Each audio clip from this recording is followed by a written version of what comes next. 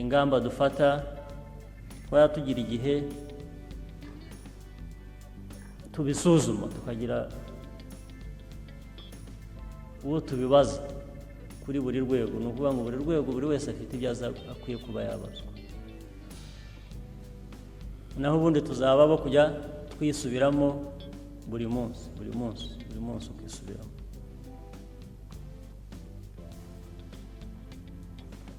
kutagira ingaruka rero ku muntu wakoze ikintu kibi biri umuntu yabireba ku buryo bwinshi n'igikorwa umuntu yagukoreye wowe ari umuntu mwasezeranye ngo umwishyure niba n'uwaje no guhinga mu murima wawe niba ari n'uwaje kukubakira n'inzu niba ari n'uwaje kugira gute njye nibwira ko twari dukwiye kugira umuco wo kugira ngo niba twapatanye kunyubakira inzu ufite uko nyishaka wari ukwiye kwemera kuyikora kandi ukayikora nka kwa kundi nyishaka bitari ibyo dukwiye kugirana ikibazo cyo kukwishyura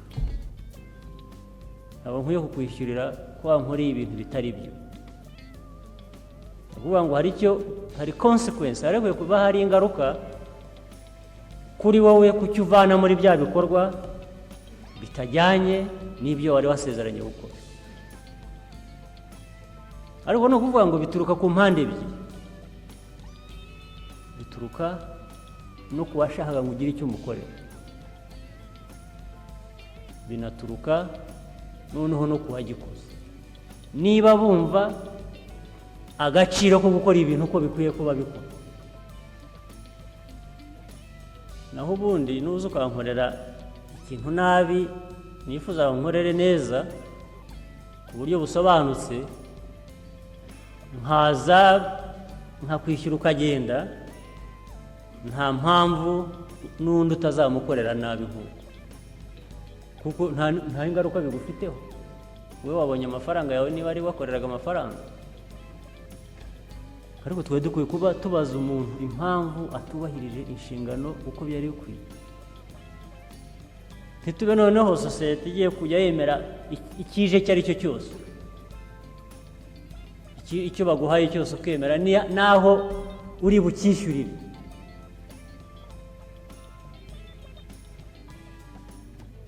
ikintu cy'agaciro ikintu cya karite ikintu cyo kunoza ibintu ikintu cyo gukora ibintu neza ntabwo ari gifite ingaruka nyinshi ku mitekerereze no ku cyifuzo abantu baba bifuza kugeraho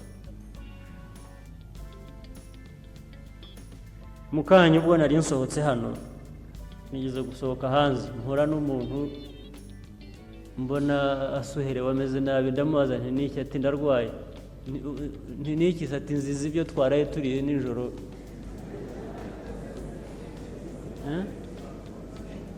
food poisoning ngiye kubaza ati abantu bashize bati hari nk'abantu 50 cyangwa se bagiye kugera mu 100 bariho batwara mu hospital ubwo n'uwarwaye n'uwafashwe bishobora kuba byarangiriye aho njye nkwiye gusubira inyuma nkabaza ibintu warayimpaye ni ibiki ikindi n'uwamukodesheje ntabwo naguhaye amafaranga utabanje gusobanura impamvu wagaburiye abantu ibyo utagomba kubagaburira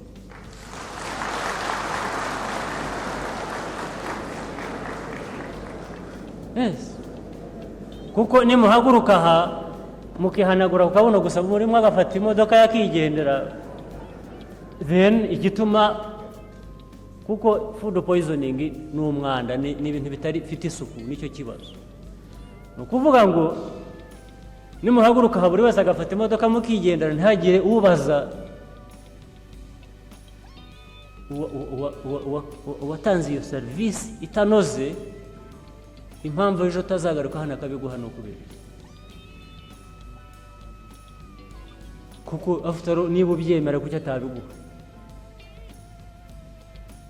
niba ubyemera ukabyishyurira kuki atabiguha kuko wenda nibyo bimworohera, kuko ibyo ngibyo nibyo yaba yasakumye gusa wenda bitamuvunnye atishyuriye anything, akaza akabiguha.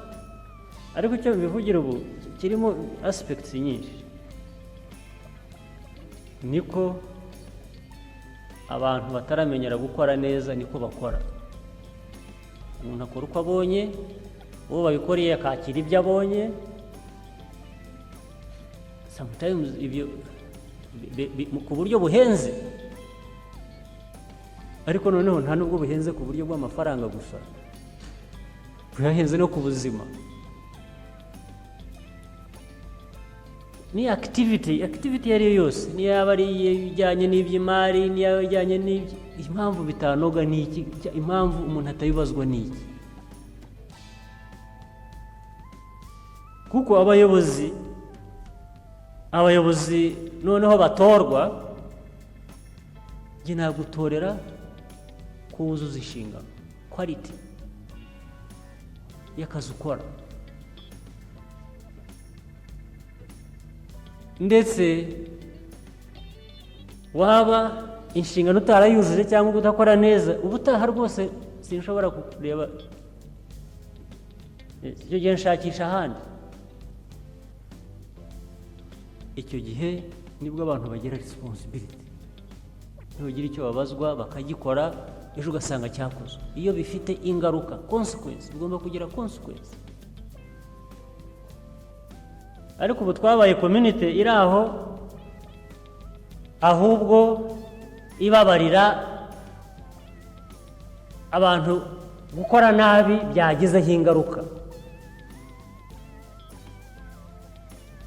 Ntushobora gutera imbere ato.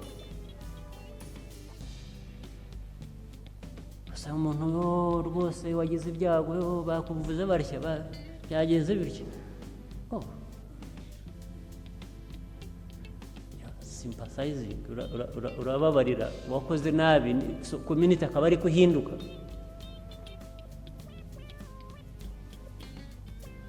Kujya ku ruhande rw'uwakoze nabi,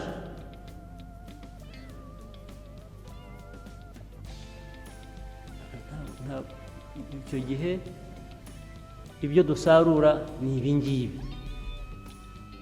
Dusarura guhora uvuga ukavuga, ubwenge nyine abantu barabufite, bazi ibyo bagomba gukora. Iyo twaje hano buri wese atanga ibitekerezo byiza cyane, bimwe birananditse, ariko icyo dusarura kirava muri ya mico, muri ya character yacu nka individuals, ariko yacu even nka society. Iyo ubaye society itanenga, society igomba kunenga, umuntu agomba kunenga. Unenga ufite icyo ushaka, kigomba kuba gifite urwego kigezeho runaka.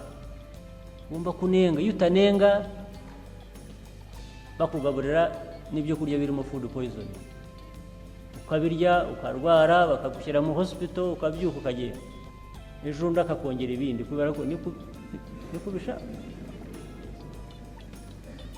Precise. Bijya rero no mu bindi bikorwa ibyo ari byo byose.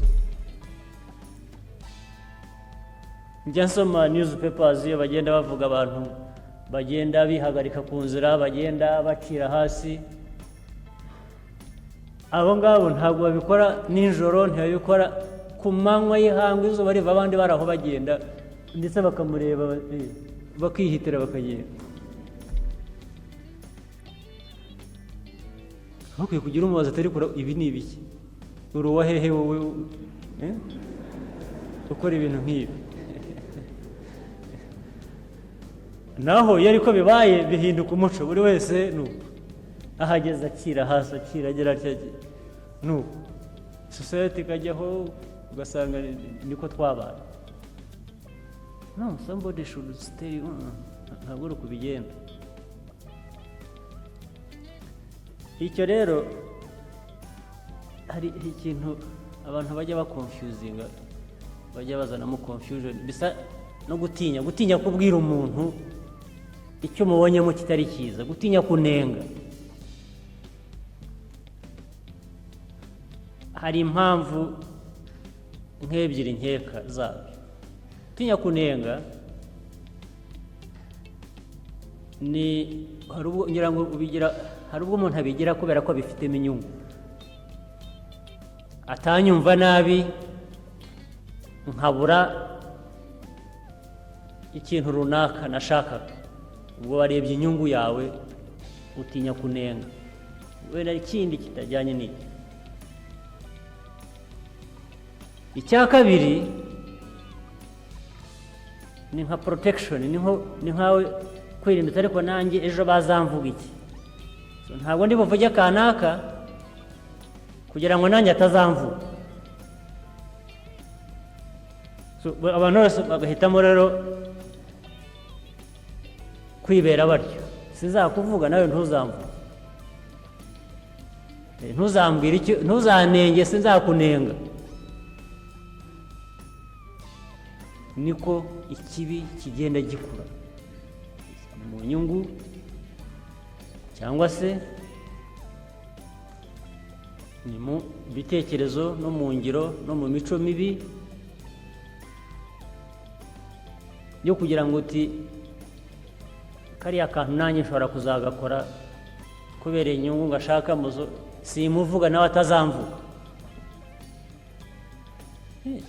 Ariko ikiba sacrificed aho ngaho nicyo kinini cyane, ni interest za buri wese, ni igihugu. Igihugu niho kiviramo kubona ibibazo nk'ibyo cyacu cyo cyabona. Tolerance y'ikibi, tolerance y'ikibi ifite uko ipimwa. Tolerance bavuga ni nkuvuga ngo wihanganira amakosa umuntu yakoze, ariko harimo kugira ngo ahinduke. Ni ukuvuga ngo hagomba kubamo na effort yo kugira ngo ahinduke. Ntabwo ari tolerance gusa bisa nko kucyemera. Ayo macakubiri mwumva duhora tuvuga buri munsi, ingengabitekerezo ya jenoside, abantu birirwa bayiganira nk'ikintu cyo kuganira. Niba uyizeho umuntu, niba umuziho ibitekerezo nk'ibyo, mubwire ujye kubinyura iruhande, kubera ko ingaruka zabyo ntizigaruka kuri wa wundi gusa ubifite, zigaruka kuri buri wese. Ingaruka zabyo zijya ku gihugu cyose. Iyo ugenda usiba imihanda, usiba imingoti, ingaruka ntabwo ari wowe gusa we wabyirengagije. Ingaruka ni twese, n'uri mu birometero 200 bimugeraho. Ngira ngo tubyumvise dutyo byafasha, ariko cyane ndashaka kugaruka ku kintu cy'ingaruka. Agomba kubaho ingaruka. Ndabivugira hano mu bayobozi, tuvuge nk'ikintu kijyanye na za ruswa, ibintu bya corruption muri rusange. Mu minsi yashize ngira ngo byagiye biba,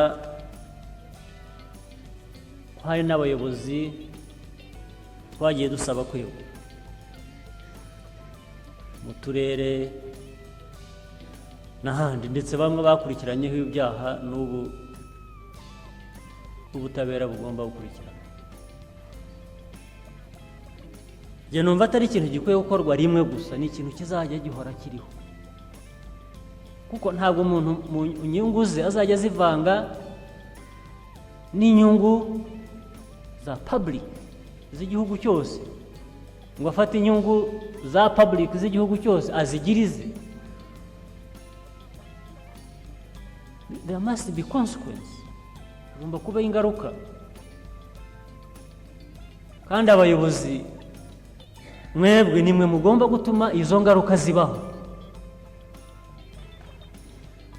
Iyo atari mwe bigarutse ahubwo.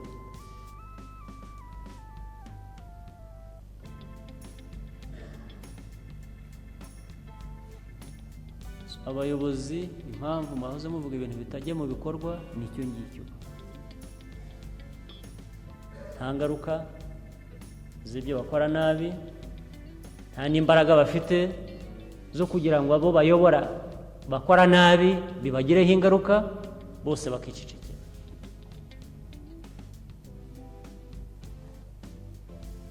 icyo ndumva kuri jye nta kukinyura uruhande, hagomba kuba consequences, hagomba kuba ingaruka, kuko buri umuhanda cyangwa ahantu hatakorewe imirwanyasuri hafite agace birimo, ako gace gafite ukayobora, impamvu hatagira umubaza impamvu bidakorwa no kubera buri gace k'u Rwanda gafite uko kayobowe guhera hejuru kugera hasi.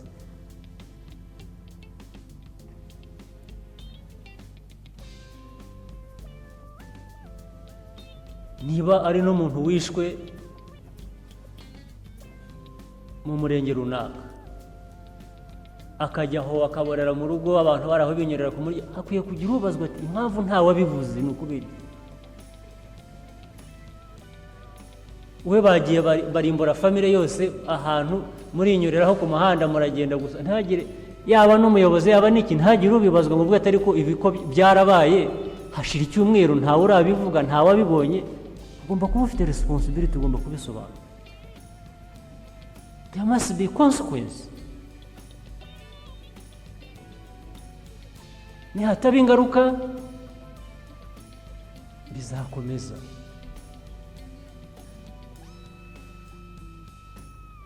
Hakwiye kugira ubibazwa muri minisiteri, mu karere, ahantu ari hose. Iyo ikibazo cyabaye muri minisiteri, minisitiri akwiye kubibazwa n'abafite ababibaza.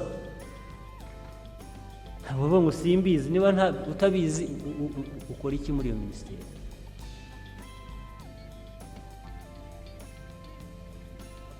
Hakwiye kuba impamvu, hakwiye kuba ibisobanuro.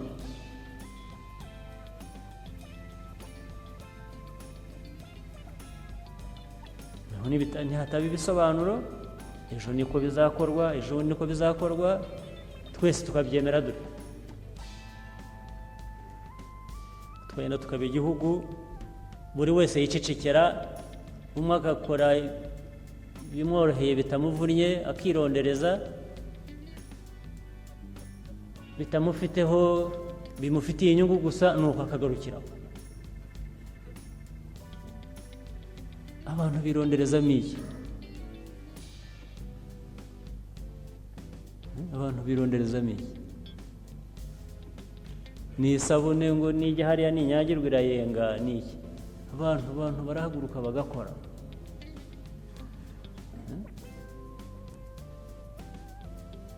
Kandi icyiza cy'ubuyobozi iyo utabushaka ntubujyamo. Hari abo bashyiramo umugozi bakamukurura bakamushyira mu buyobozi. Mu buyobozi nagira ngo hajyamo uwabitoranyije kujyamo. Utabishatse ntawe gushyiramo umugozi ngo gukurura gusa, ariko niba wagiyemo jyamo ufite impamvu ugiye mu buyobozi. Jyamo wuzuze inshingano zijyanye n'ubuyobozi. Utazuzuza hakwiye kubaho consequences, hakwiye kubaho ingaruka. Ingaruka za mbere wari ukwiye kuba uzigezwaho n'abo witwa ngo uyobora. Niba abanyarwanda bankundiraga ngo bemere nyine bazibaza abayobozi, ariko kugira ngo abayoborwa nabo nyine bashobore kugira ingaruka ku babayobora, nuko nk'umuturage nawe ugomba kumva ko hari inshingano ufite. Ni magirirane, ni ibintu byuzuzanya. Kuri ibyo bya corruption rero biracyahari. Umutungo mu bibazo dufite hangaha abantu bagiye basuzuma ikibazo cy'amikoro, ikibazo cy'amafaranga ntabwo aricyo nagira icya mbere, ntabwo aricyo cya mbere. Hari aho amafaranga ari, hari aho amikoro ari aho ndetse yicaye akora ubusa, iyo batayakozemo ngo bayatware yicaye akora ubusa. Ntabwo ntitukifashishe ngo turi abakene. Abakene niho bavugaga ejo, abakene ni mu mutwe. Hari amafaranga muri izo za CDC mwavugaga n'ahandi na hehe, amafaranga arahari. Uvuga ko ari make kubera ko ari ibyo utekereza. Uratekereza ukabona ushaka imihanda myiza, ukabona ushaka iki n'iki, noneho wagereranya n'ahari ukumva ari make. Ariko si ukwiye kuba ubireba,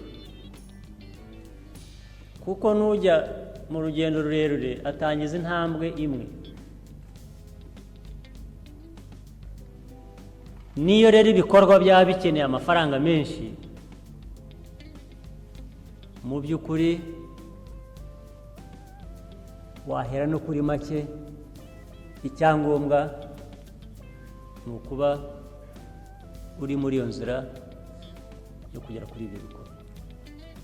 N'ayo make yari akwiye kuba akoreshwa agashira, noneho bagasigara bati twabuze ayandi, dore ibindi aho bigeze. Niyo yaba ari umuhanda w'ibirometero 100 washaka gukora, ukoze metero imwe, kilometero 100 ugakora kilometero imwe, uri mu nzira ubwo wateye intambwe. Ejo uzasigara ushaka indi kilometero kugira ngo uzirangize zose. Ngira ngo rero usabe ko twazabyitaho, kandi noneho nk'uko umuntu umwe yigeze gusaba, nanjye numvaga nshaka gusaba ko mu nama y'ubutaha ntituzaze ngo dusubire mu biganiro nk'ibi ngibi twahoze, ahubwo tuzaze buri wese yateguye kwerekana mu gice cye intambwe yateye kuva uyu munsi kugera iki gihe tuzasubira muri iyo nama ye. Ubwo icyo gihe kuri buri rwego rukwiye kuzerekana ibyagiye bigerwaho, ariko bizashoboka ari uko twagiye tubikurikirana kandi dufite intego.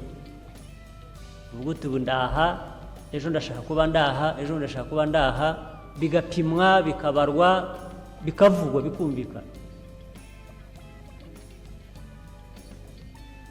Ngira ngo reka no kubatesha kujya kwakira food poisoning.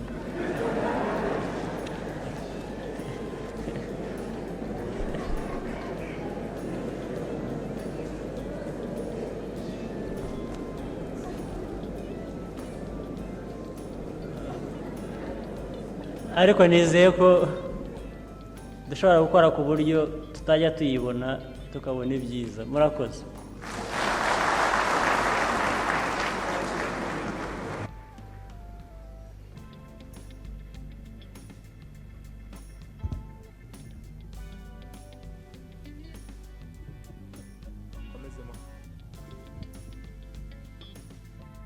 Agarare tugiye kuririmba indirimbo.